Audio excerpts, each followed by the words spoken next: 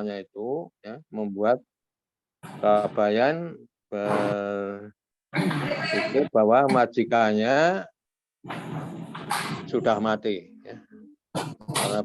Karena berbau kentut busuk, lalu dianggapnya sama dengan perempuan cantik yang berbau busuk ya. Jadi kebodohannya di situ ya, sehingga meskipun meronta-ronta ya, majikan Kabayan itu tetap digendong oleh Kabayan dan dibuang di tepi jalan.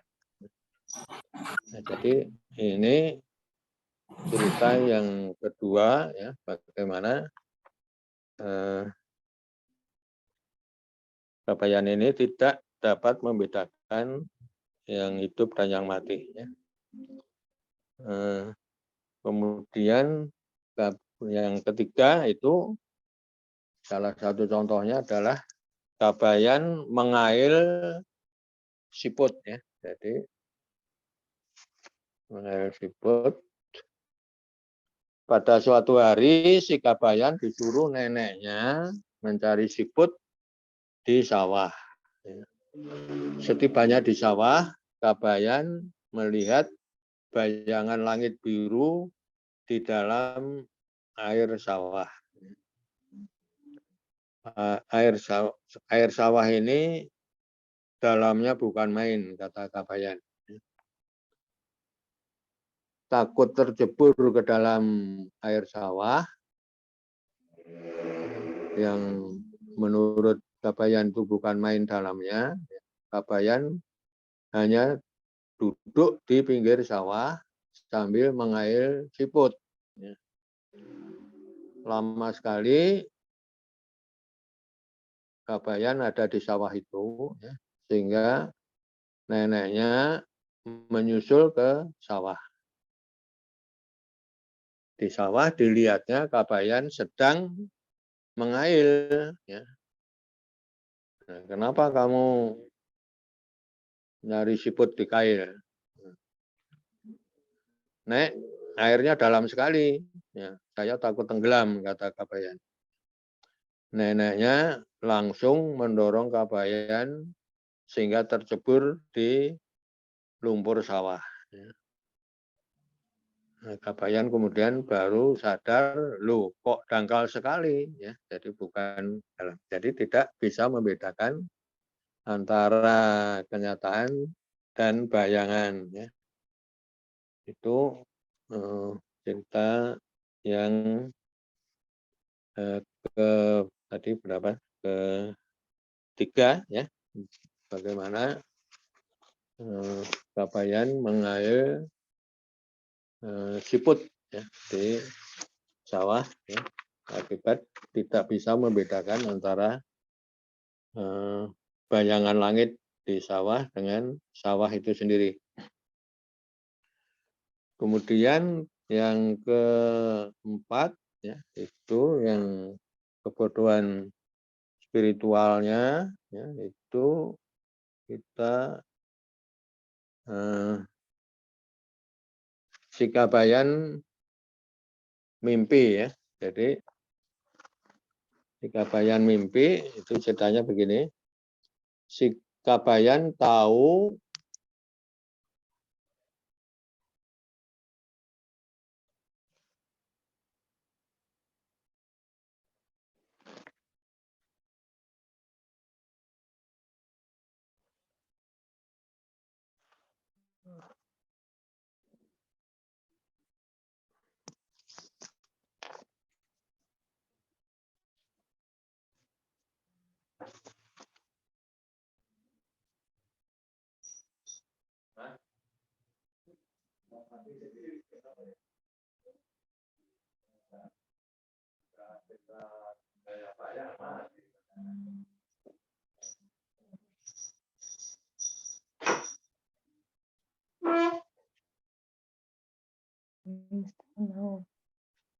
Kenapa ya? Tuh.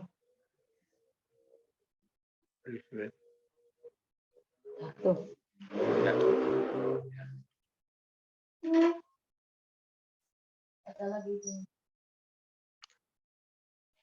Pakai lagi itu. Ini dipakai lagi. Ya. Ini dipakai lagi itu. Ya, ya.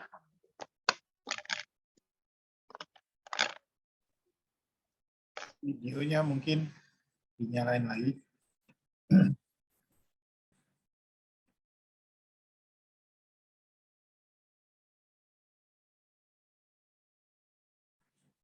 Prof.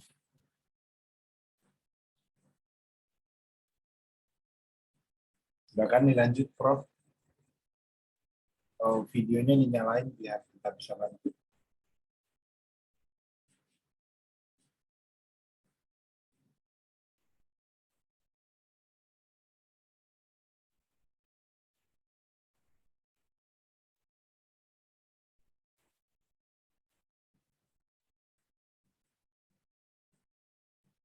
Halo, Prof. Yakub. Oh, sempat keluar berarti. Kita tunggu sebentar, teman-teman semuanya, supaya tetap setia menunggu. Mungkin ada masalah jaringan.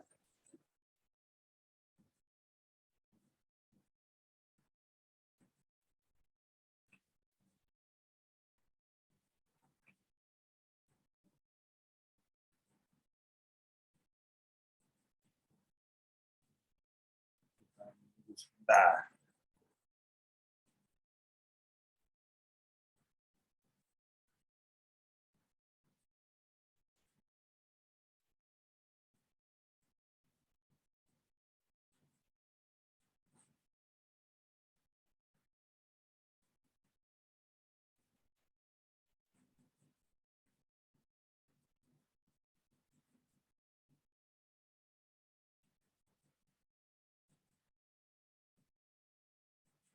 Belum masuk.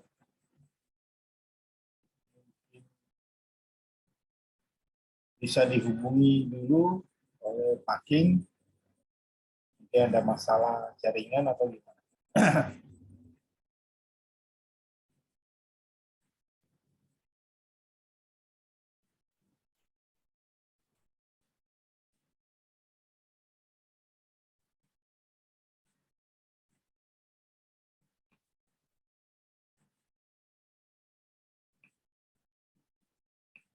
Masuk.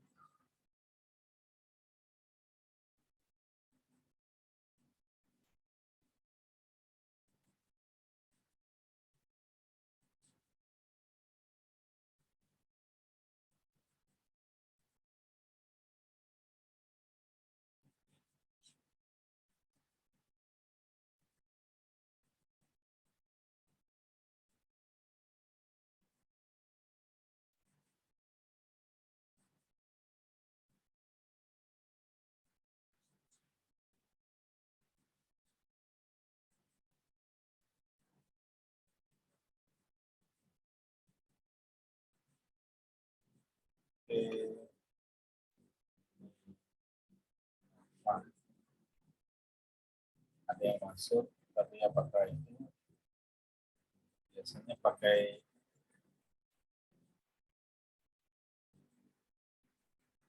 nama lain. Kemudian teman-teman kalau ada pertanyaan disiapin supaya nanti bisa bertanya. Sebenarnya cerita-cerita rakyat seperti ini banyak tersebar di daerah-daerah.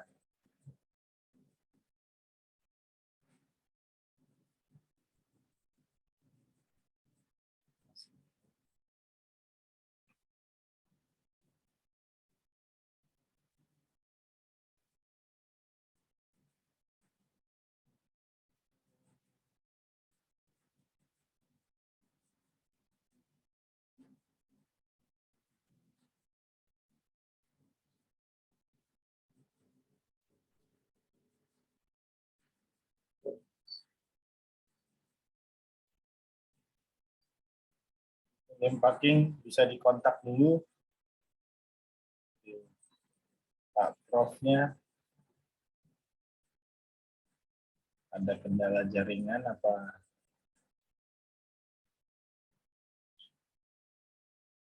Oke.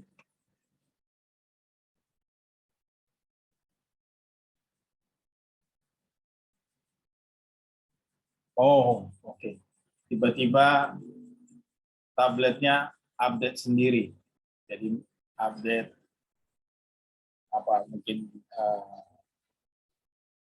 jaringan, update apps-nya, update Zoom-nya juga bisa.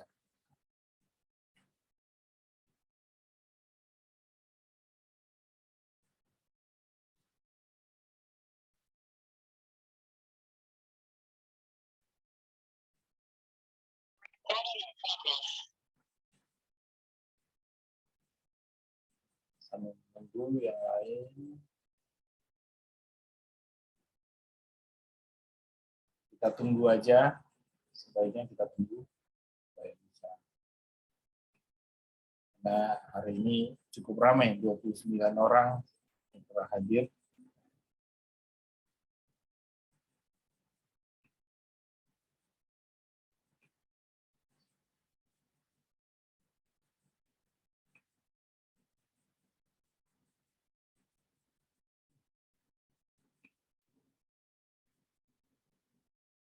Kita tunggu sebentar. Sabar menunggu ya.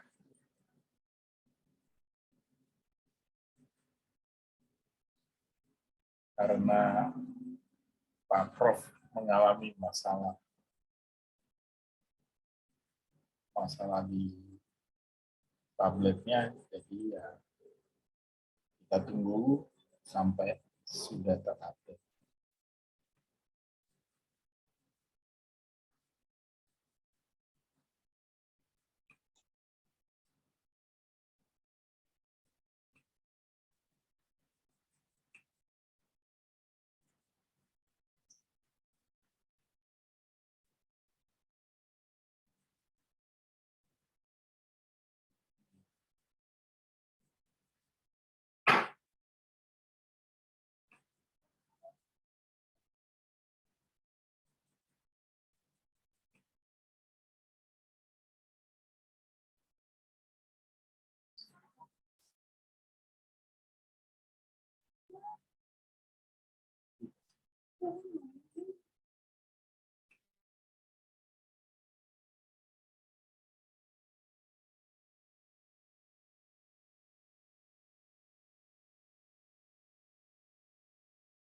Baik, kita sambil menunggu.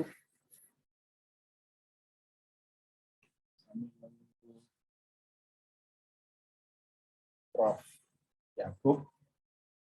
Ini sudah 75%. 75% update-nya maksudnya ya. Kita tinggal tunggu aja sebentar.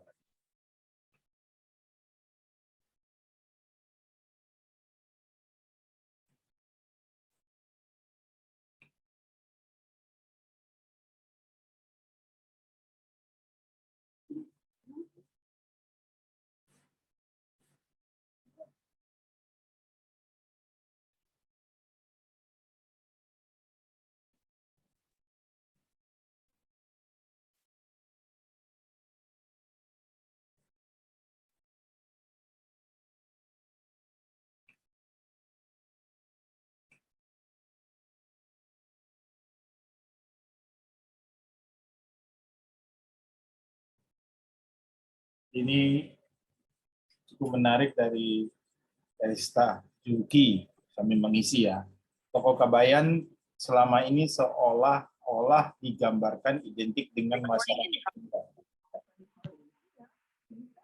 Si Kabayan begitu sebutan masyarakat luas bagi sosok yang digambarkan memiliki sifat lucu, malas, dan lugu. Apakah di daerah lain memiliki cerita serupa dengan Kabayan? Mungkin ada yang mau tambahin.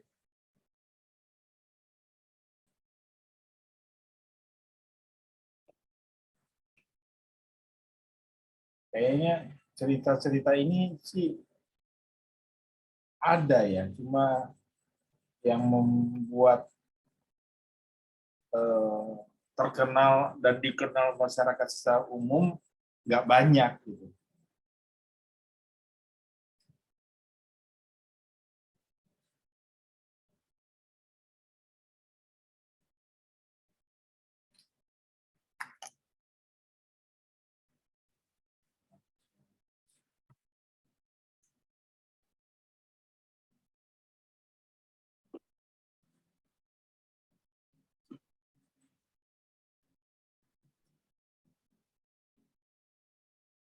Oke, ada lagi yang berpendapat?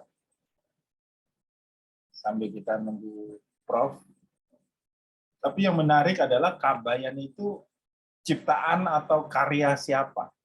Ada yang mungkin bisa memberitahu? Maksudnya sosok yang mengarang cerita rakyat ini siapa dan kapan? Tadi kalau dari Prof itu kan sepertinya dari kalangan pesantren. Nah, kalangan pesantren itu diceritakan dari mulut ke mulut oleh siapa dan kapan? Itu yang belum dapat gambaran. Atau itu cerita ini berkembang diceritakan tanpa adanya personifikasi person yang mengidentifikasi dirinya yang mengarang, sehingga cerita ini terus berkembang dari kelompok ke kelompok, sehingga ini jadi cerita umum jadinya.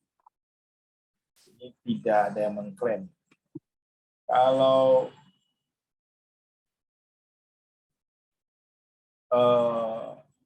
dari banyak penulis-penulis yang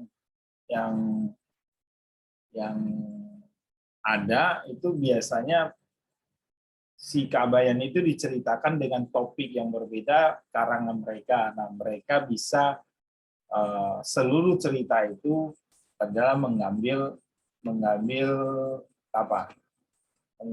intisari ceritanya itu adalah karangan mereka. Nah, tapi sosok atau karakter si Kabayan ini itu karangan siapa dan kapan? Nah, ini yang jadi menarik untuk nanti kita tanyakan sih. Apakah Prof. Yakub tahu sejarahnya seperti itu atau bagaimana? Baik, sebentar lagi.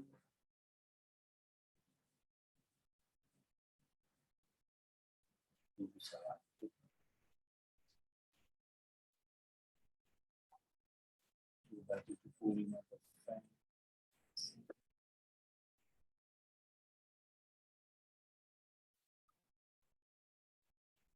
Oke, kita tunggu sebentar lagi, sekitar 5 menit.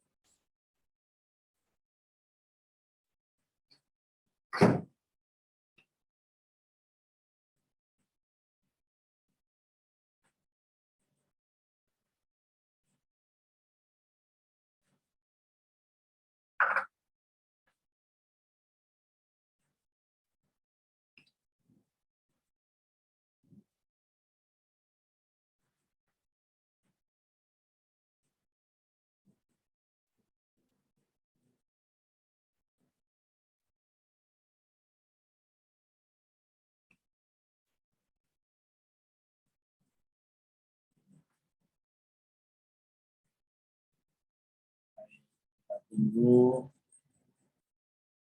Sabar.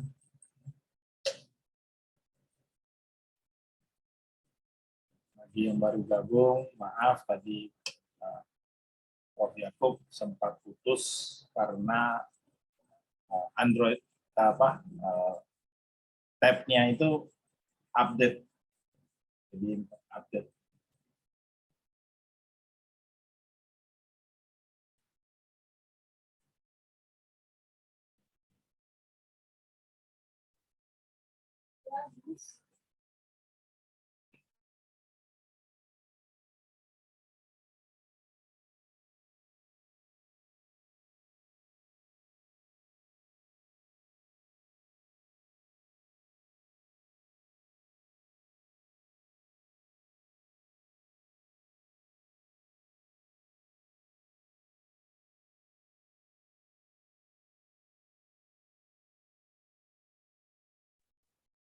Ya Pak, silakan.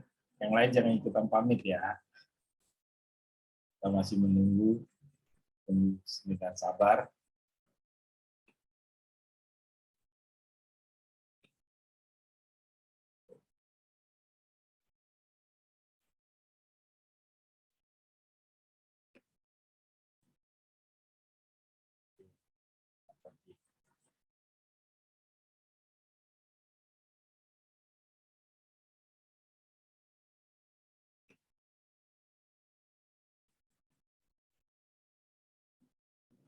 Jadi saya mencoba mencari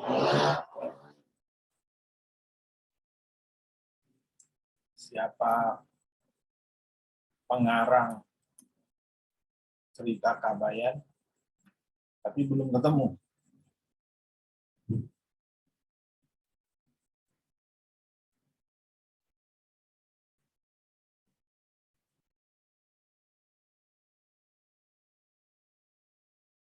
Malah saya mendapatkan buku Paradok Cerita-Cerita Si Kabayan. Itu terbitan 1963.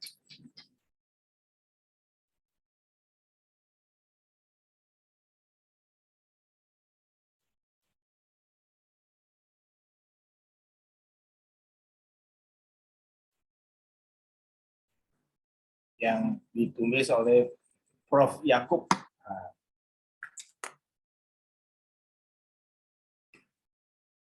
Nah, ini masuk sudah.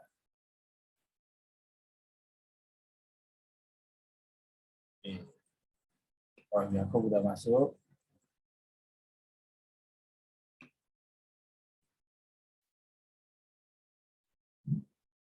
Oke, masih join. Masih joining.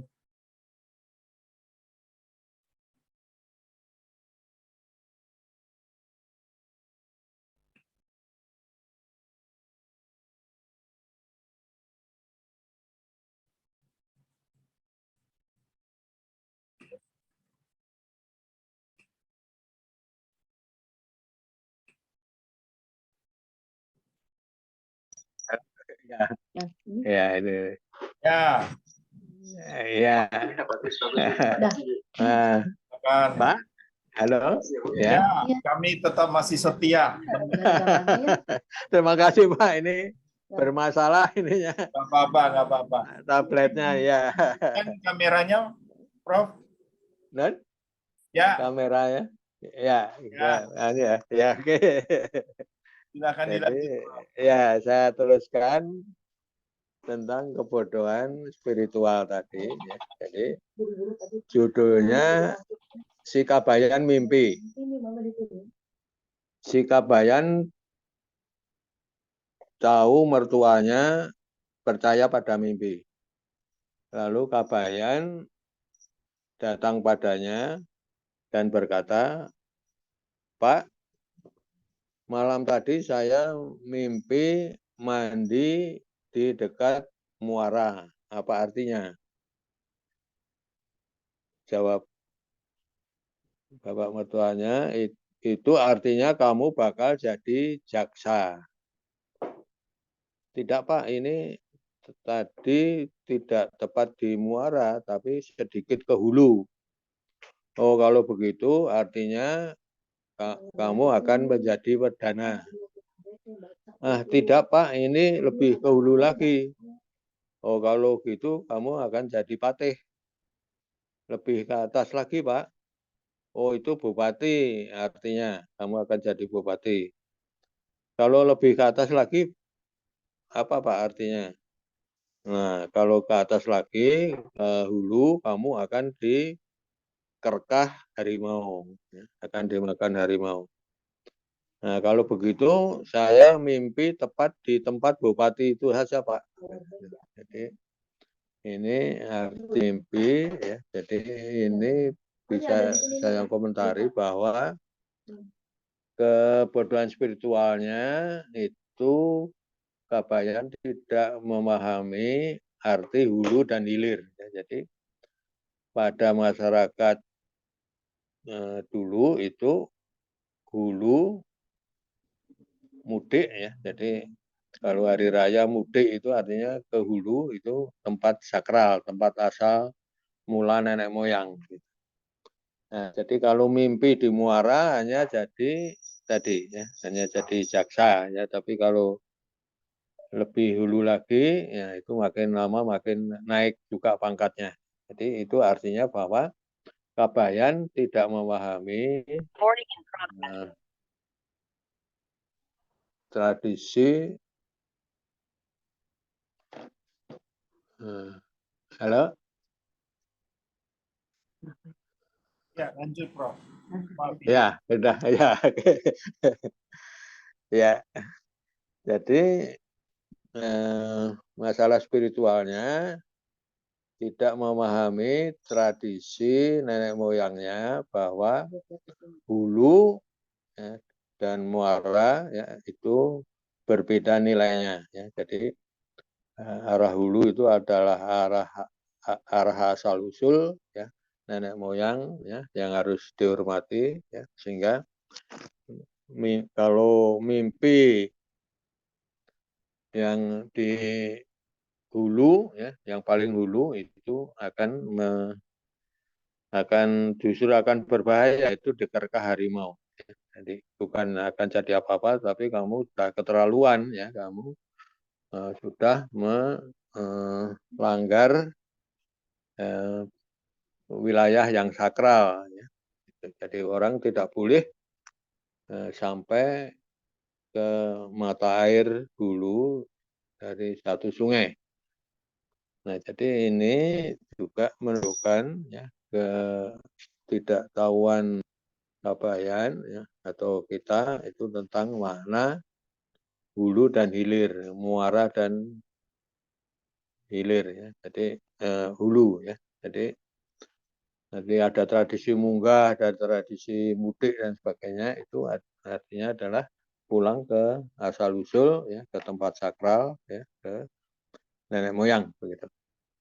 Nah, jadi itu adalah menunjukkan bagaimana Kabayan mimpi ya, arti mimpi itu berhubungan dengan kebodohan, ketidaktahuan arti hulu dan hilir ya.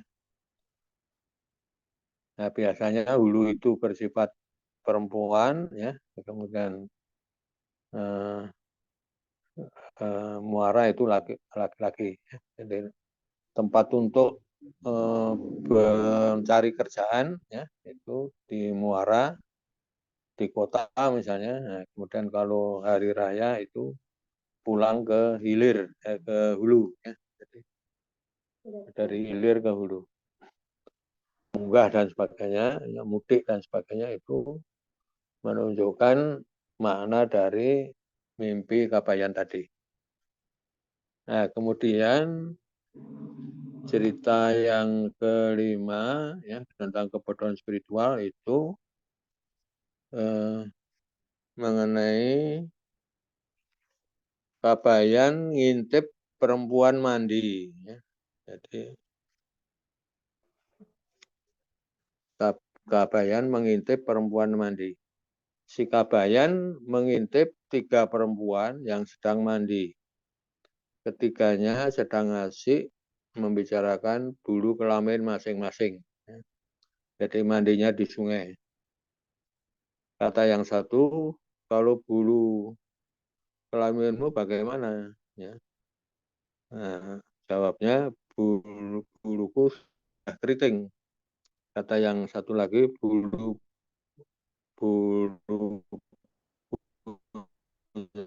aku lembut dan tipis. Ya. Kata yang lain, kalau punyaku belum keluar rambutnya. Ya. Masing-masing memperhatikan kepunyaan satu sama dengan yang lain. Ya. Setelah itu mereka melihat ke atas, ya, ternyata Kabayan sedang berdiri di bawah pohon waru yang condong. Kiai Mas, sudah lama ada di situ, kata perempuan-perempuan itu. Lama sih belum, sejak alam dijadikan sudah di sini juga ya. Jadi menghindari ya, kepintarannya. Ini udah pintar ini, bagaimana berkelit ketahuan ngintip orang mandi ya. Jadi dia seolah-olah menyamakan dirinya dengan dengan dewa atau dengan roh nenek moyang yang sudah ada di situ sejak lama ya. Jadi saya sudah sejak alam dijadikan, saya sudah ada di sini, kata dia. Nah, jadi ini banyak masuk kepintaran Kabayan di dalam, jadi dia tidak bodoh ya, tapi pintar ya. Nah, kepintarannya itu meminjam tadi ya, menyamakan dirinya dengan ya ya. Kemudian ini menceritakan cerita-cerita ini bagaimana Kabayan salah menerjemahkan pepatah atau ajaran-ajaran ya, yang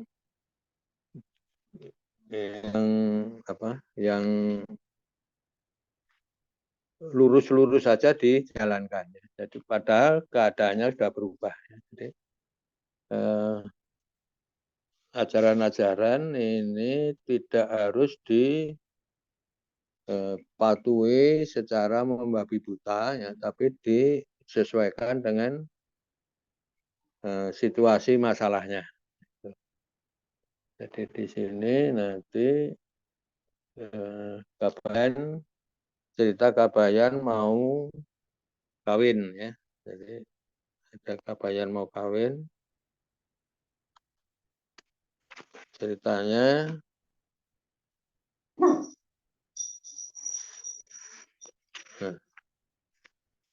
Kabayan mau kawin. Si Kabayan mau kawin, lalu tanya bagaimana caranya. Jawab ayahnya, pergilah ke penghulu, lantas turutkan saja apa yang diucapkannya. Kabayan lalu pergi ke penghulu, dan penghulu bertanya, ada perlu apa saudara? Jawab Kabayan, ada perlu apa saudara? Loh kok jawabnya begitu? Loh kok jawabnya begitu? Kata Kabayan. Kamu latah ya? Penghulu merasa dipermainkan, dia marah, lalu Kabayan ditempeleng. Kabayan membalas menempeleng, lalu mereka berkelahi. Sedang ketika pulang, ya, ketika sudah berkelahi, ya, pulang, kepala Kabayan benjol-benjol, ya, ayahnya bertanya, Kabayan, tidak jadi Pak, tidak enak kawin, ya, saya kapok Pak, lebih enak pacaran saja. Jadi di sini menunjukkan bagaimana petuah, ajaran dan sebagainya ini disalah tafsirkan ya, karena tidak sesuai dengan keadaannya. Ini juga akan mirip dengan cerita selanjutnya, ya, yaitu cerita si Kabayan memetik petai. Ya. Si Kabayan disuruh mertuanya memetik petai yang pohonnya sudah tumbang. Si Kabayan segera mencari tangga dan menyadarkannya pada pohon petai yang tumbang itu. Tanya mertuanya, kenapa pakai tangga segala Kabayan? Jawab Kabayan, kan saya mengikuti petuah para leluhur. Kalau memetik petai harus memakai tangga. Nah, jadi di sini sama dengan yang tadi itu, ya. Jadi mengikuti secara lugu, ya, apa yang dipetuahkan, diajarkan oleh tradisi masyarakatnya. Jadi bunyi ajaran ya itu tidak harus secara lugas dilakukan kalau kondisinya sudah berubah. Kalau kondisinya berbeda. Nah, jadi ini memetik petai itu sama dengan Kabayan mau kawin. Ya. Kemudian Kabayan ke hutan. Ya. Kabayan ke hutan, ceritanya begini. Kabayan disuruh mertuanya pergi ke hutan untuk memperoleh sesuatu yang dapat dimakan atau dijual. Di hutan, Kabayan tak menemukan apa-apa yang dapat dimakan. Ketika pulang, mertuanya keheranan bahwa Kabayan tidak memperoleh apapun. Ya. Kabayan bercerita bahwa di jalan dilihatnya ada cendawan, mertuanya nasihati, kalau ketemu sesuatu lagi, hendaknya langsung kamu masukkan ke koja, ya. Jadi koja itu wadah yang di apa, yang sering di kantong, ya, yang sering dibawa-bawa orang kalau ke ladang atau ke hutan.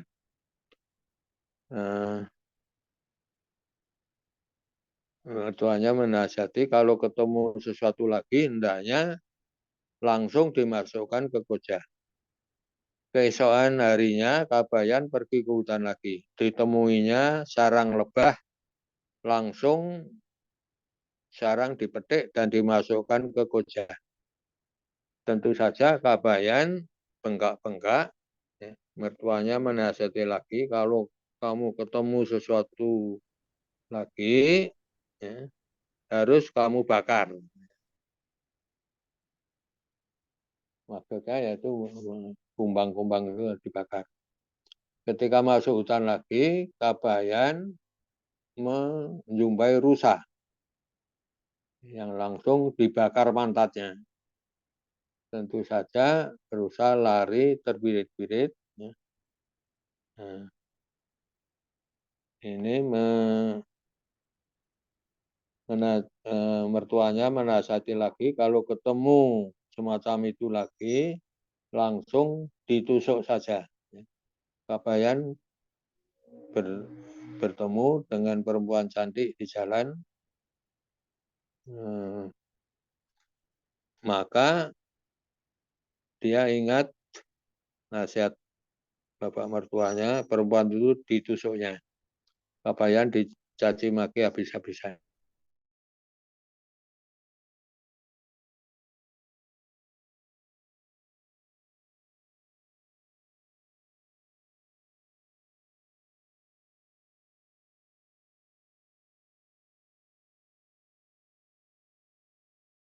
Langsung diiringkan pulang 2 hari 2 malam. Mertuanya menasihati kalau ketemu semacam itu lagi harus dipandang sebelah mata.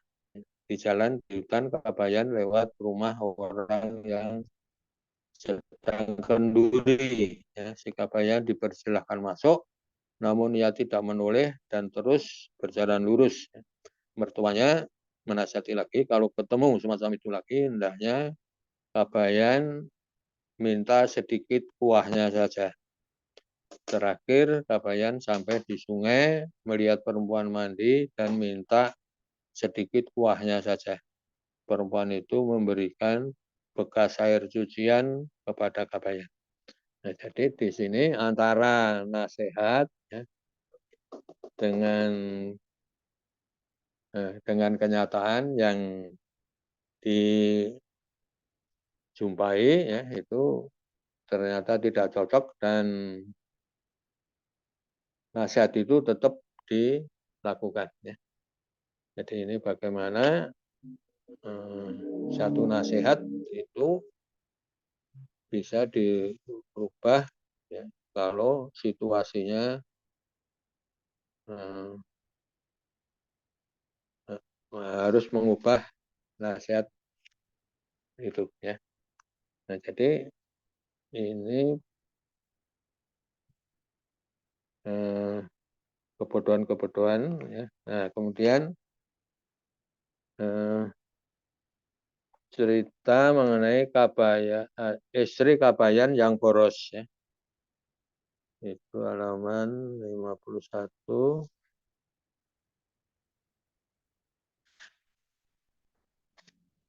Jadi istri Kabayan boros. Kabayan dan istrinya mengobrol. Si Kabayan, kata Kabayan, Nyai,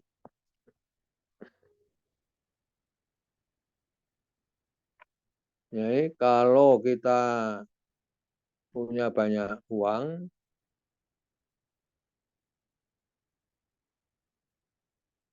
kamu apakan?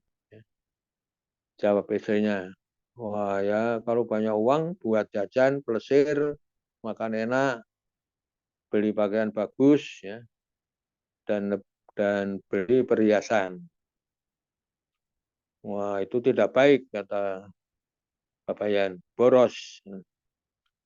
Lalu kata istrinya, lalu menurut kamu apakan? Ya disimpan, kata Kabayan. Ya.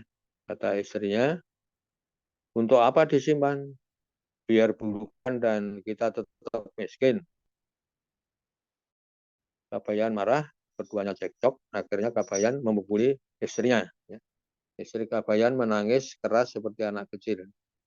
Muncul bapak mertua Kabayan di pintu. Kata mertuanya, kenapa kamu menangis seperti anak kecil? Jawab Kabayan menjawab, Iteng itu istri yang boros, Pak, menghabis-habiskan uang. Uang dari mana? Kata bapak mertuanya. Kabayan, kalau kami punya, Pak.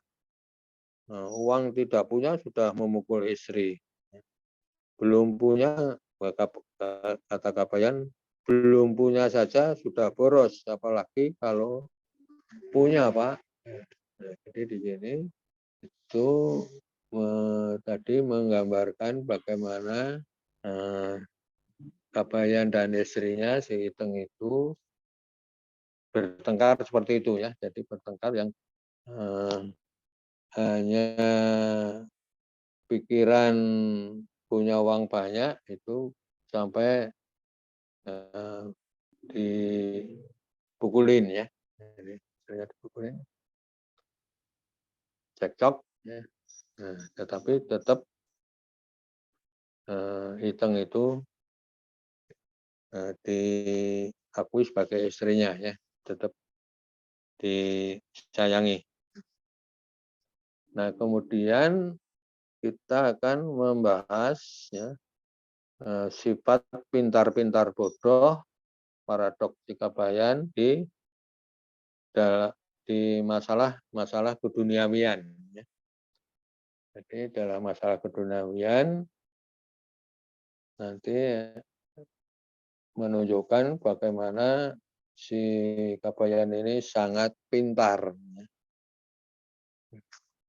Pintar untuk melabui orang lain atau menjawab orang lain dengan tingkah lakunya yang sebenarnya malas ya, kurang baik dan sebagainya. Jadi ini salah satu ceritanya tentang pintar-pintar bodoh Kabayan dalam hal keduniawian. Itu cerita mengenai Kabayan memetik buah nangka. Kabayan memetik buah nangka. Kabayan itu pemalas. Sudah siang tidur melulu. Mertuanya jengkel, dibangunkannya Kabayan dan disuruhnya memetik buah nangka di kebun. Kata bapak mertuanya, Kabayan petik yang tua ya. Kemudian sambil mengantuk, Kabayan ngeloyor ke kebun. Ya, mencari buah nangka yang sudah tua. Dilihatnya buah nangka yang besar yang dinilai Kabayan sebagai paling tua. Nangka itu dipetiknya, sebelum pulang kembali ke rumah untuk tidur kembali, ia membasuh muka dan kakinya di sungai. Setelah itu pulang, sampai di rumah, mertuanya bertanya, mana nangkanya Kabayan? Kabayan keheranan dan berkata, belum datang, katanya. Dia bertanya, belum datang Pak? Nangkanya belum datang. Belum datang bagaimana? Kata bapak mertuanya. Jawab Kabayan, dia saya suruh duluan pulang karena saya mau cuci kaki.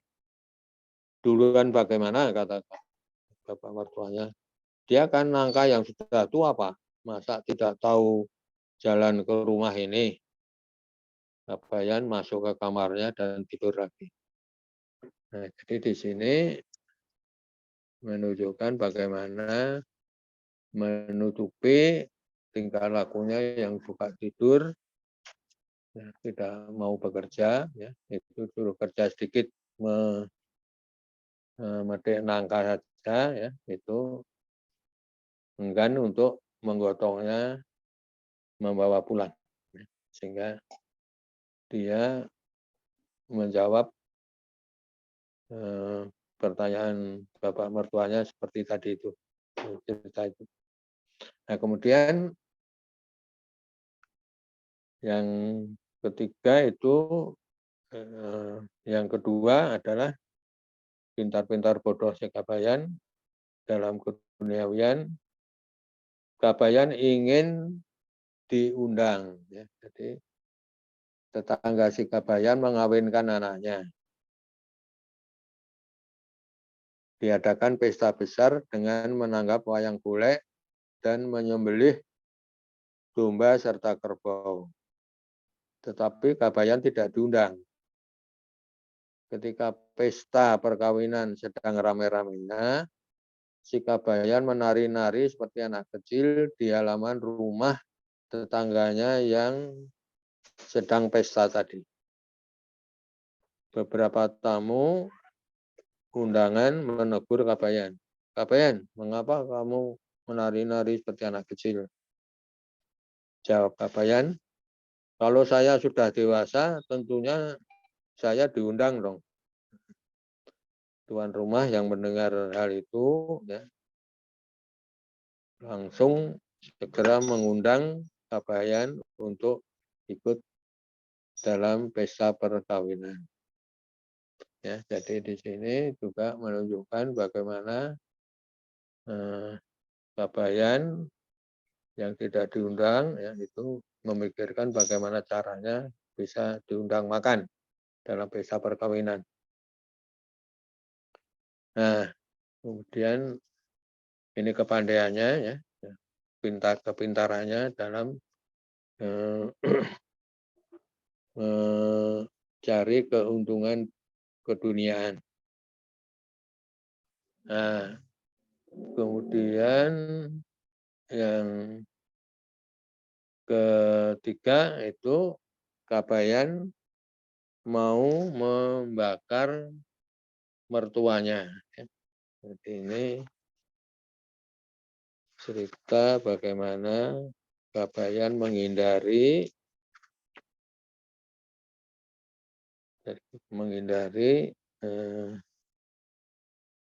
kerja yang seharusnya dilakukan oleh Kabayan oleh bapak mertuanya. Si Kabayan mau membakar mertua. Si Kabayan diajak mertuanya untuk mencari ijuk dari pohon-pohon no. Kabayan kerja keras, tetapi mertuanya agak malas. Setelah dilipat banyak, tanpa diketahui mertua, Kabayan membungkus dirinya dalam gulungan ijuk. Mertuanya memanggul ijuk itu ke rumah sampai peluhnya membanjir. Ketika gulungan ijuk itu dibuka, dilihatnya si Kabayan keenakan tidur di situ. Lain hari mertuanya mengajak lagi mencari ijuk. Kali ini mertuanya yang masuk gulungan ijuk. Kabayan mengetahui hal itu secara diam-diam, lalu memanggil orang yang kebetulan lewat hutan itu. Mang, pinjam korek apinya untuk membakar ijuk-ijuk ini yang banyak ulatnya. Mendengar itu, bapak mertuanya langsung keluar dari gulungan ijuk, takut dibakar oleh si Kabayan.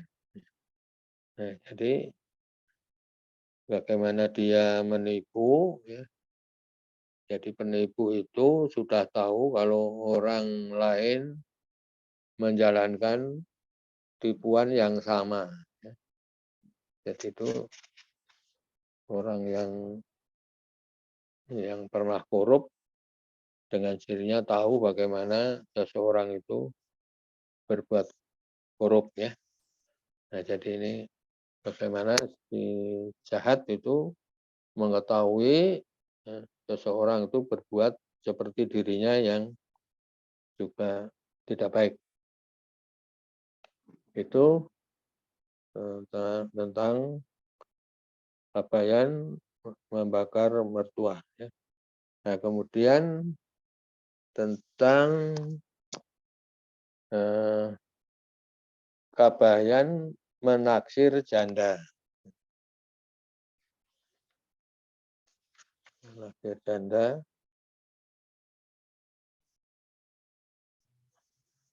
Nah, ini menunjukkan kebodohan si Kabayan, ya, di dalam hal keduniawian. Si Kabayan jatuh cinta pada seorang janda muda. Pada suatu malam, diam-diam masuk ke rumah janda itu dari dapur. Tetapi karena gelap, kepalanya terbentur tempat piring. Beberapa piring berjatuhan. Orang-orang di rumah kaget dan bertanya, siapa itu? Si Kabayan yang ketakutan menjawab, ngeong, ngeong, ngeong, saya kucing. Nah, jadi di sini jujur, ya, tapi jujurnya untuk menutupi maksud tidak baiknya, ya. Nah, tetapi salah bodoh dalam hal menutupi kesalahannya. Nah, kemudian menaksir janda sudah, kemudian Kabayan mencuri nangka. Si Kabayan mencuri nangka kepergok oleh yang empunya. Hei Kabayan, kamu curi nangka saya ya? Tidak, katanya. Iya, buktinya bibirmu lengket karena getahnya. Mana bisa, kan sudah saya minyaki dulu di rumah. Nah, jadi ini juga kejujuran dan kebodohan bercampur aduk, ya. Jadi paradoknya ini ada di situ. Nah, kemudian Kabayan mencuri tuak, ya, itu juga sama maksudnya. Si Kabayan memanjat pohon untuk mencuri tuaknya. Yang empunya memperkokinya. Si Kabayan segera menengok ke bawah dan berseru, Kang, kalau Kakang tahu tidak, ini apakah jalan menuju surga? Nah, jadi itu untuk menutupi kejahatannya mencuri tua ya, dengan alasan yang rohaniah ya. Jadi mencuri tapi menyebut-nyebut naik pohon enau itu untuk menuju langit ya, menuju surga. Kemudian cerita tentang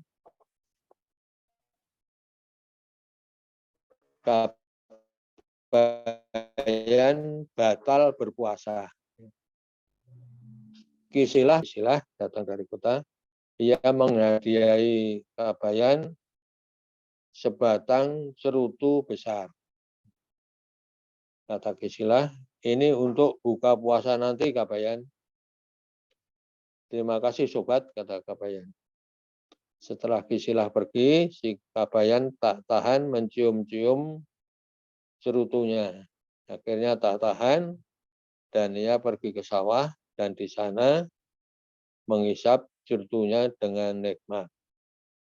Tiba-tiba bapak mertuanya memanggilnya karena sayang membuang cerutunya. Kabayan menyembunyikannya di bawah kopiahnya.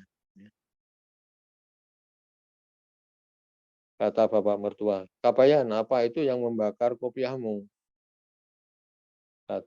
Jawab Kabayan, ini Pak, cerutu bekas sahur tadi lupa saya padamkan. Jadi di sini sudah jelas sekali bagaimana dia menghindari ya, batal puasa ya, dengan mengisap cerutu. Itu batal puasa sudah, kemudian Kabayan bikin kuali ya. Bikin kuali itu juga menunjukkan kepintaran si Kabayan di dalam menutupi kesalahannya. Ya. Bikin kuali.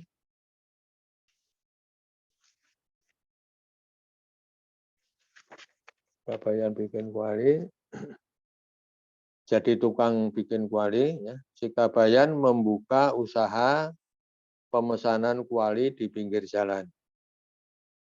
Datang seorang pelanggan membawa selembar tembaga untuk dibikinkan kuali. 3 hari kemudian pelanggan itu datang dan berkata, loh ini kan bukan kuali, ini teko. Oh maaf kata Kabayan. 3 hari datang ke sini lagi ya. Ketika pelanggan itu datang lagi, ia kaget. Ini kan bukan kuali, ini penggorengan. Maaf, akan saya perbaiki 3 hari lagi. Anda datang 3 hari lagi. 3 hari berikutnya, pelanggan datang dan alangkah terkejutnya karena bukan kuali yang disodorkan oleh Kabayan, tetapi alat pencabut janggut ya, sebesar ibu jari. Tapi hanya sebelah. Ini benda apa, Pak? Itu pencabut janggut, kata Kabayan. Kok hanya sebelah? Itulah istimewanya, kata Kabayan. Yang sebelah pakai kuku saja. Si pelanggan menerima pencabut janggut istimewa itu puas karena dibuat Kabayan secara khusus ya. Jadi itu bahannya sebesar wajan, tapi yang terjadi yang dibikin dikorup oleh si Kabayan ya, sebagai tukang bikin kuali tembaga. Itu tinggal pencabut janggut ya, sebesar itu. Nah, jadi berlagak dia sebagai seorang yang ahli ya, ahli bikin kuali. Kemudian si Kabayan menjadi pawang hujan.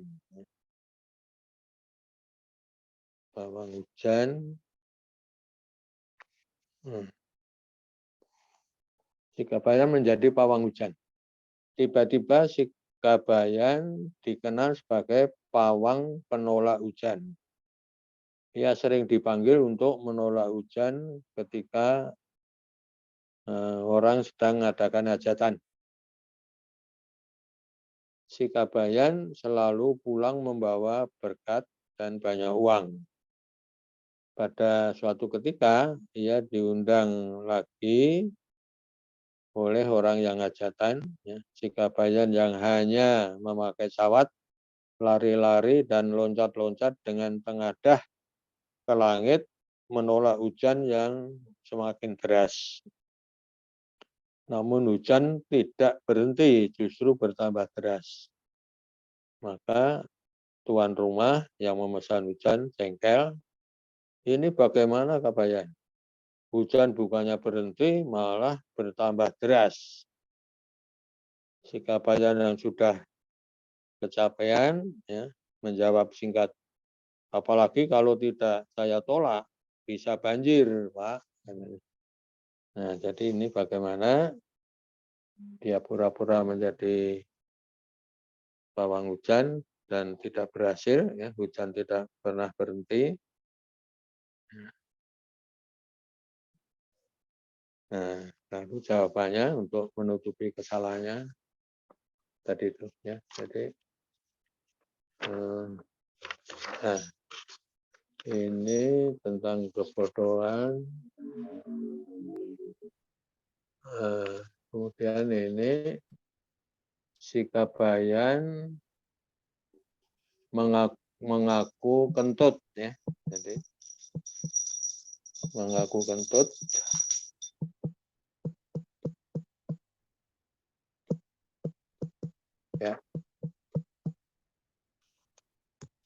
Kabayan mengaku kentut. Ini. Jadi si Kabayan mempunyai kiai yang suka kentut. Pada suatu hari kiainya ini mau menikah. Ia memanggil si Kabayan. Katanya, Kabayan, saya mau menikah, tetapi saya ini tak bisa menahan kentut. Nanti saya malu kepada istri mertua saya kalau kentut terus. Jawab Kabayan, mengapa lubang pantatnya tidak disumpal saja, Pak? Disumpal dengan kayu saja, Pak. Kata kiainya, disumpal bagaimana? Nanti kentut tertahan dan akan meletus-letus dengan isi-isinya. Begini saja Kabayan, apakah kamu mau mengaku bukan saya yang kentut, tapi Kabayan yang kentut? Kalau tiba waktu perkawinan saya. Jawab Kabayan, itu bukan perkara besar Kiai, apalagi hanya mengaku kentut saja. Saya bahkan mati pun untuk Kiai saya mau, kata Kabayan. Wah, bagus sekali kamu. Terima kasih sebelumnya ya Kabayan. Nah, pada saat hari perkawinan Kiai itu tiba, maka diarahlah Kiai itu ke rumah mempelai perempuan. Ketika rombongan Kiai tiba di anak tangga masuk rumah calon istrinya, Kiai tiba-tiba kentut. Kiai menoleh ke belakang ke arah Kabayan yang setia mengiringinya. Kata Kiai, jangan kentut Kabayan. Kabayan menunduk pura-pura malu. Tiba di teras rumah, Kiai kentut lagi. Kiai menoleh ke arah Kabayan dan membentak, jangan kentut melulu Kabayan. Waktu upacara menginjak telur di pintu rumah, Kiai kentut lagi. Kiai menoleh ke belakang dan berkata, Kabayan, jangan memalukan saya. Lalu tibalah saatnya kedua pengantin didudukkan di pelaminan.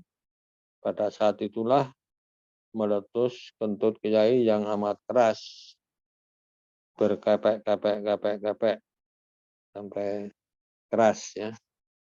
Nah, Kabayan terkejut dan semua juga terkejut, ditambah bau yang menyengat, si Kabayan tidak tahan lalu lari meninggalkan upacara pengantinan itu ya. Kiainya juga lari karena malu.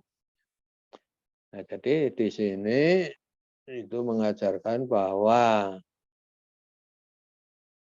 yang kentut ya ini yang bersalah, orang tidak bisa menanggung kesalahan yang dibuat oleh orang lain. Jadi kiai yang tidak tahan kentut ini ya, disetujui Kabayan yang melakukannya ya, tapi ternyata akhirnya juga ketahuan ya siapa yang kentut ya, dan siapa yang mengaku kentutnya. Jadi di sini menunjukkan bahwa orang tidak dapat menanggung kesalahan dosa yang diperbuat oleh orang yang dihormatinya, ya, yang disayanginya. Nah, jadi ini mengaku kentut, kemudian ini yang mendekati akhir ya dari kepintaran dan kebodohan keduniawian si Kabayan ya, itu Kabayan buang air besar di sungai. Jadi di kampung-kampung itu sudah biasa. Jadi orang buang air besar di sungai. Ya. Nah, Kabayan sebagai anak muda, ini kata Kabayan sebagai anak muda, kamu harus dapat menghormati orang yang lebih tinggi tingkatnya. Untuk itu tidak boleh mendahului orang yang lebih tua atau pembesar di jalan. Kita harus senantiasa menghormati mereka dengan berjalan di belakangnya. Begitu nasihat Bapak mertua Kabayan. Pada suatu hari, si Kabayan ingin buang hajat di sungai.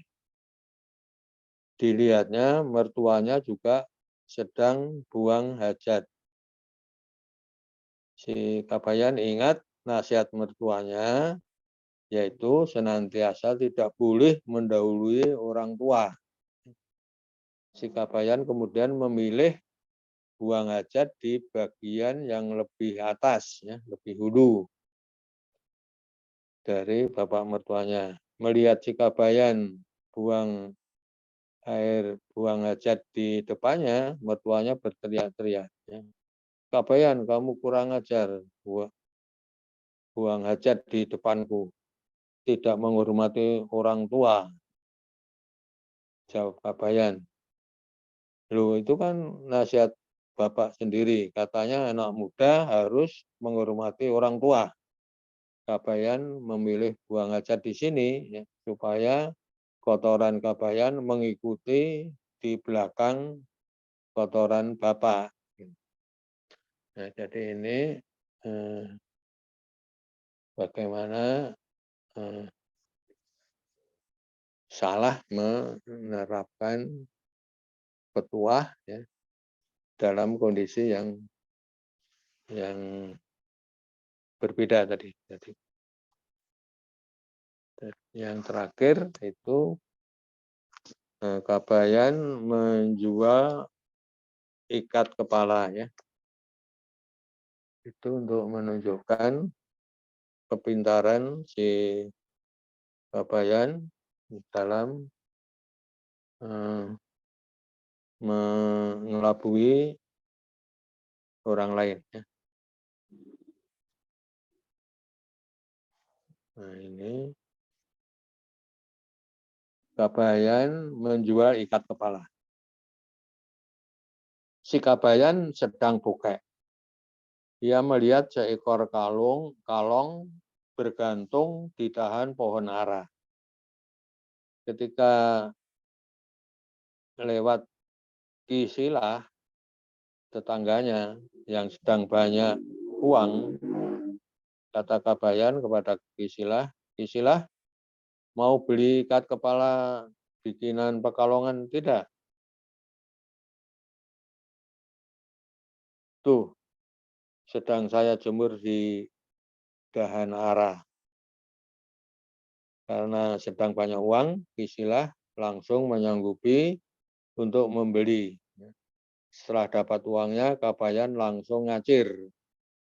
Waktu diambil oleh Kisilah ikat kepala itu, dengan sendirinya ikat kepala yang merupakan kolong itu terbang.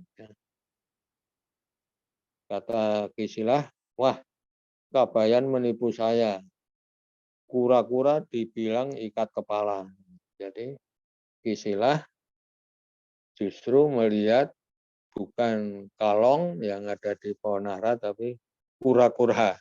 Ya, jadi di sini itu menunjukkan bagaimana ya, pikiran itu membentuk kenyataan ya, pada seseorang.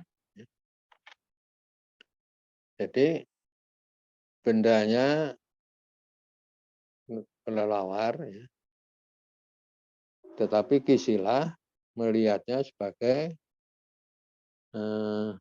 kura-kura yang sebenarnya tidak masuk akal. Kura-kura adanya di air, sedangkan ini ada di pohon. Ya. Jadi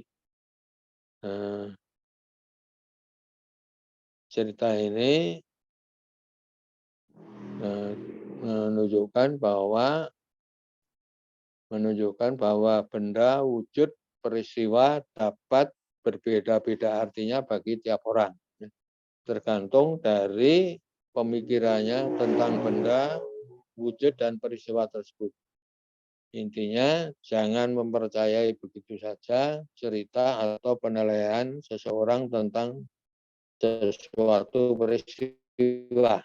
Karena yang diceritakannya tak lain adalah pikiran atau khayalannya sendiri tentang peristiwa yang sebenarnya. Nah, jadi di sini kita sudah menunjukkan ya, beberapa cerita. Ini sebenarnya lebih banyak lagi ceritanya, Pak, Ibu. Ya, jadi ini kira-kira ada 70-an cerita yang saya muat ya, saya kumpulkan dari berbagai sumber ya, antara lain tadi dari Pastor Weisman ya, kemudian juga dari Ahdiat Kartamiarja ya, dalam cerita rakyat Indonesia itu beliau menuliskan beberapa puluh cerita Kabayan. Yang lain-lain itu dari skripsi dan tesis ya.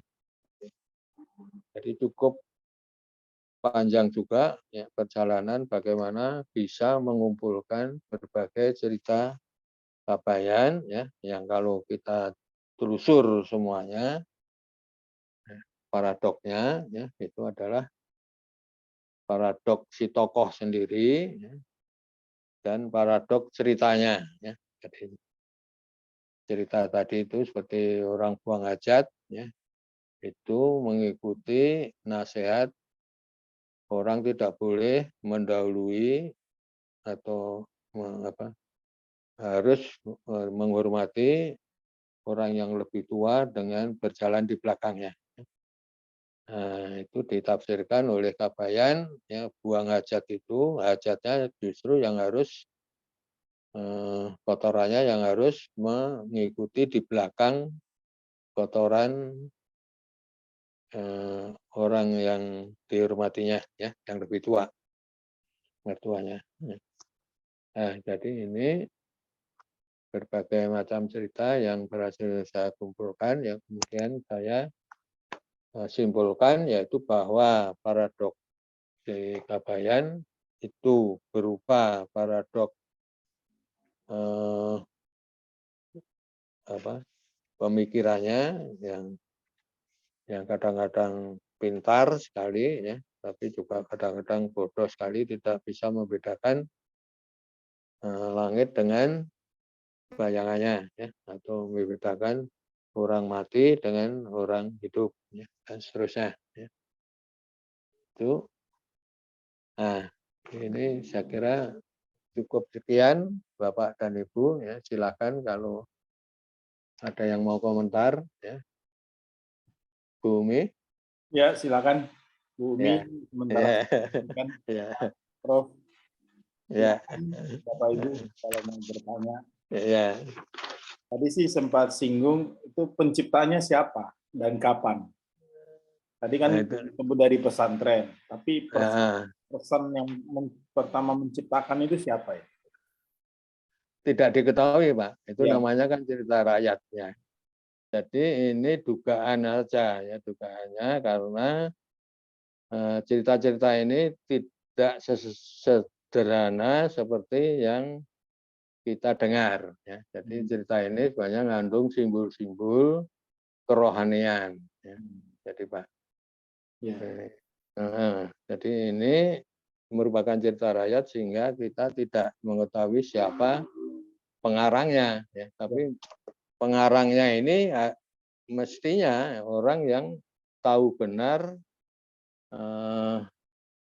ilmu agama, Pak. Terutama adalah pesantren, tarekat-tarekat. Jadi pesantren-pesantren yang menjalankan tasawuf, ya, itu kiai-kiainya ini sangat cerdas, ya, dalam mengajarkan bagaimana orang menghidupi yang duniawi dan membelakangi yang kerohanian. Jadi yang rohani tidak dipelajari secara serius, ya, orang hanya peduli pada keuntungan dirinya sendiri. Itu Pak. Jadi seperti cerita Abu Nawas dan sebagainya, Khoja Nasruddin dan sebagainya itu juga tidak diketahui, ya. Si Demang Gedangkerang dan sebagainya itu juga tidak diketahui. Tapi dari isi ceritanya, ya, ini bukan cerita sembarangan. Jadi tidak sembarang orang bisa menulis, meskipun sekarang banyak kabayan-kabayan baru, ya, tapi kabayan ini tidak digambarkan seperti, tidak separadok seperti digambarkan dalam cerita-cerita yang kita kumpulkan ini, Pak. Gitu. Ya, jadi pengarang tidak diketahui, tapi sudah jelas sekali bahwa cerita-cerita kabayan ini mengandung ajaran mistisisme, ya. Jadi kerohanian yang tinggi. Jadi nanti kalau kita urutkan nanti, misalnya ada paradok orang sembahyang, Pak, orang sembahyang di entah waktu sore atau bagaimana itu di sungai, ya, dia sembahyang di situ, tiba-tiba ada janda lewat, ya, sehingga orang tidak tahan untuk membatalkan sembahyangnya, hanya tergoda untuk melihat perempuan yang lewat itu. Nah, itu antara lain itu, ya, jadi menunjukkan bagaimana sembahyang yang masih melihat orang lewat itu sudah sembahyang yang nggak betul, gitu, Pak. Jadi kurang khusyuk. Ya. Jadi yang ada itu bukan di depan Allah, ya, tapi di dalam dirinya sendiri aja.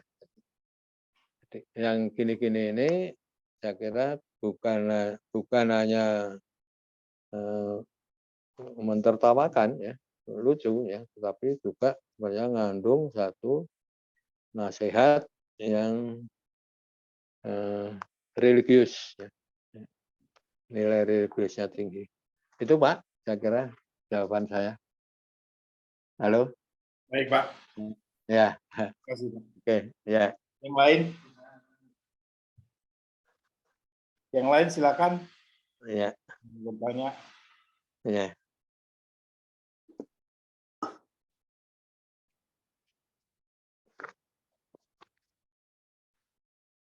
Tadi sempat ada chat di Erista.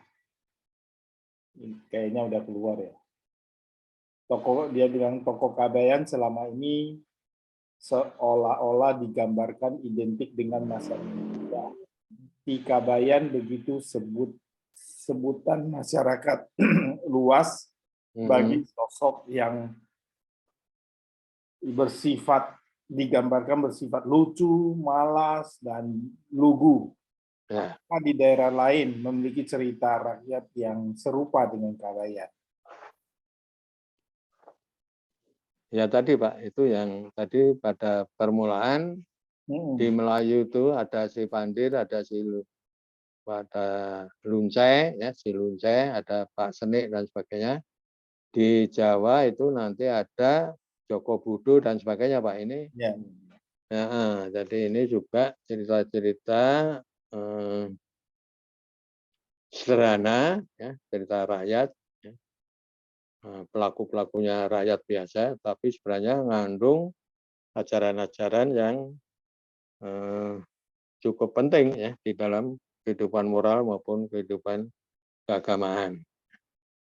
Dan Kabayan itu menurut saya itu lebih cenderung ke keagamaan Pak. Jadi tadi seperti contoh bagaimana orang sembahyang tiba-tiba tergoda oleh lewatnya janda ya, janda di samping tempat dia sembahyang ya, itu ya, sebenarnya ngandung ajaran ya. Jadi bagaimana sembahyang itu harus khusyuk ya, di hadapan Allah itu adanya hanya Allah saja.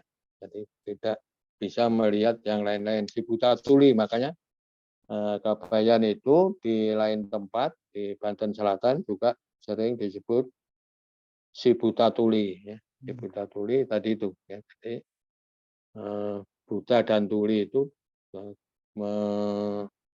melenyapkan, menghilangkan kesan-kesan keduniawiannya. Kadang-kadang juga disebut ahli nujum, Pak. Jadi Kabayan itu di beberapa cerita disebut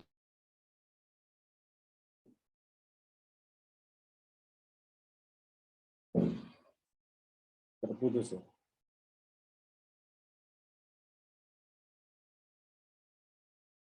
Halo Prof. Oke Pak. Ya, tadi terakhir sebagai Adi Nujum terputus Pak. Ahli nujum ya. Jadi nama Kabayan itu dalam cerita-cerita sejenis itu sering bukan disebut Kabayan, ya, tapi disebut sebagai ahli nujum, sebagai si buta tuli dan sebagainya, apa Bapak Leco dan sebagainya, atau si Kidul ya, si Kidul itu kan selatan Pak ya, nah, kemungkinan itu di daerah pedalaman Banten. Ya. Jadi cerita-cerita ini dikumpulkan oleh Senuk guru-gurunya, ya, itu kira-kira 121 ya, banyaknya cerita-cerita rakyat tentang Kabayan atau si Kidul, si Leco dan sebagainya tadi itu. Nah, kemudian disatukan dalam nama Kabayan. Nah, ini Senuk guru-gurunya itu sebagai pegawai pemerintah kan waktu itu dia bisa mengumpulkan begitu banyak cerita rakyat, ya, khususnya Kabayan. Kenapa dia bisa mengumpulkan 121 cerita? Ya, itu tinggal minta tolong pada pembesar Belanda setempat. Ya. Jadi di Banten itu mungkin ada residennya, residen itu diminta untuk mengumpulkan cerita-cerita Kabayan ini, ya, di seluruh wilayah kekuasaannya, ya. Sehingga nanti orang tinggal menunjuk orang-orang yang menguasai cerita-cerita si Kabayan. Itu kemudian dikumpulkan, dikirim ke Senuk Burgurinya. Hanya yang 121 itu oleh Lina Maria Koster-Weisman ini yang membuat disertasi, itu hanya dipilih 80 cerita. Nah, cerita-cerita itu yang tadi sudah kita beberapa kita bahas, yaitu bersifat agak pornografi, Pak, yang tadi itu kelamin kecil dan sebagainya. Gitu. Bahkan nanti ada cerita tentang istri kiai yang tidur telanjang, ya. Nah, kalau telanjang nanti Kabayan suruh nutupi, gitu. Suruh menyelimuti, diselimuti oleh dengan kain, dengan piranti-piranti dapur tidak cocok katanya. Ketika ditutupi dirinya sendiri cocok katanya. Jadi dirinya sendiri nutupi perempuan telanjang itu cocok sekali Pak Kiai katanya. Nah, suruh nyoba ya, dan ternyata benar. Jadi itu bahwa ada kepercayaan, ya, di dunia ini, ya, dalam ucapan orang Jawa kan ada donya iki isine mung rong perkara, Pak. Ya, jadi dunia ini isinya hanya dua hal saja, yaitu laki dan perempuan, dualitas. Jadi kalau dalam pemikiran modern kita, ya sesuatu itu sendiri. Jadi sesuatu itu tidak ada hubungannya dengan sesuatu yang lain, apalagi sesuatu yang lain itu bertentangan sifatnya dengan sesuatu itu sendiri. Tapi di kita, ya, seperti di Cina juga, dalam ajaran Tao, Pak, itu ada yang yin, ya, yang bertentangan tapi bisa disatukan, ya, diharmonikan. Nah, itu nanti akan terjadi peristiwa-peristiwa yang luar biasa, yang transenden. Nah, jadi itu yang diwariskan pada kita oleh Lina Maria Koster-Weisman tadi, Pak. Jadi 80 cerita itu kalau nggak salah sudah diterjemahkan dalam bahasa Indonesia oleh penerbit Pusaka Jaya kalau nggak salah. Ya, hanya saya mendapatkan fotokopinya aja, fotokopi dari terjemahan, bukan terjemahan, jadi dalam bentuk aslinya dalam bahasa Sunda. Bahasa Sunda Banten, ya, itu bagi saya sulit, Pak. Lebih mudah bahasa Sunda di Priangan, ya, yaitu yang banyak ada masukan bahasa Jawanya, ya, daripada di Banten dan Bogor ini lebih sulit, ya, untuk memahami. Tapi meskipun demikian tertangkap juga beberapa cerita yang saya pakai untuk menafsirkan di buku ini. Itu, Pak. Ya. Ya. Baik. Ada Ya. lagi? Siapa yang mau Ya. nanya? Ya. Atau mau kalau tidak ada ya, jam 10 ya. Ya. Ya. Jam Ya. 10. Ya. Sepertinya nggak ada. Pak Rudi, kita tutup dulu. Ya. Ya.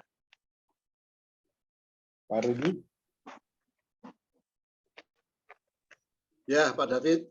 Oke. Ya. Terima kasih, Selamat malam, Prof. Ya. Ya. Sebelumnya kita Ya, terima kasih Pak. Ya, sama-sama Ya. Pak. Ya, ya, Terima kasih Profesor Jacob. ya, Ya. Pak. Terima kasih. Sama-sama. Ya. Ya. Mari sebelum diakhiri kita tutup dengan invokasi daya kasih sayang. Hmm. Mulai. Oh daya kasih sayang, kami berjanji setia padamu. Karena tahu hanya kasih sayang dapat menolong dunia. Kami menyeru berkah-Mu kepada semua yang berusaha mengabdi kepadamu. Kami menyeru berkah-Mu kepada semua yang tahan menderita, sehingga mereka dapat bersukaria mengalami pelukan kasih sayang-Mu meskipun di tengah-tengah penderitaan atau kesusahan. Kami menyeru berkah-Mu kepada semua yang dengan sengaja menimbulkan derita, sehingga mereka dapat berpaling kembali dan mengabdi kepadamu. Om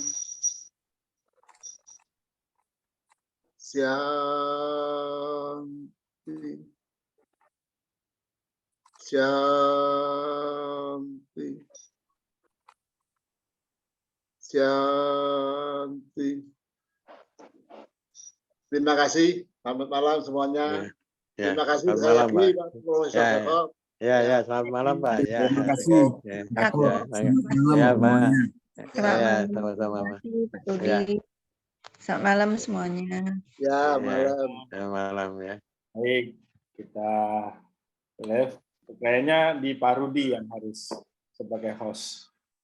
Oh, ya. Ya, bisa di stop. Terima kasih Pak Yakob semuanya. Ya, caranya gimana Pak Dadit? Di live terus all. Akhiri. Oh ya. Terus all.